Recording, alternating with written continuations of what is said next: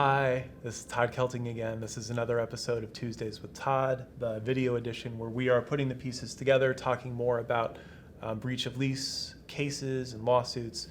When we issue a notice to a tenant who's breached the lease, either a 30-day notice or a 14-day notice, once that notice has expired, we follow up with the landlord to find out whether the tenant has moved out or not. In most cases, tenants do move out voluntarily. And in the situation where the tenant hasn't moved out, we want to find out from the landlord whether you want to move forward or not with an eviction. So we reach out to you, tell you that the notice has expired, find out whether the tenant's moved or not, and whether you want us to file a lawsuit to enforce that notice.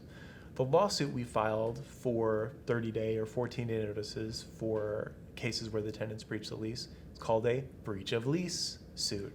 And those cases, once they're filed and once we go to court, require us to prove three separate things. The first thing, and it's the clearest thing, sometimes the hardest thing, we have to prove that the tenant breached the lease. Second step is we have to prove that the breach is substantial. And finally, we have to prove that the breach warrants the tenant's eviction. Sometimes the items 2 and 3 are my job, or the attorney in court's job, to convince the judge or the jury that what happened was serious enough that it warrants the tenant, that it warrants the judge terminating the lease and ordering a tenant's eviction. That is a drastic result.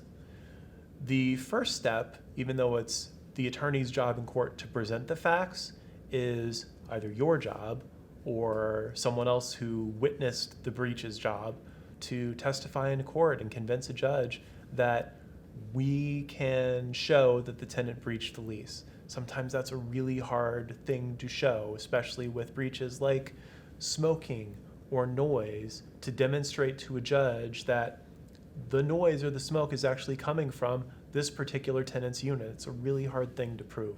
So it's important to keep in mind when you ask a lawyer to file a lawsuit that the mere filing of the lawsuit, although oftentimes it does result eventually in the tenant moving out, if push comes to shove and we're in court trying to prove a case, we can't use letters or emails that you received from other tenants complaining.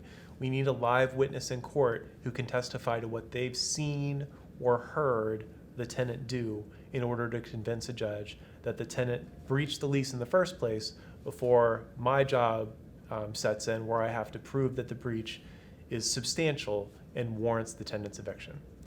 That's this week's episode of Tuesdays with Todd.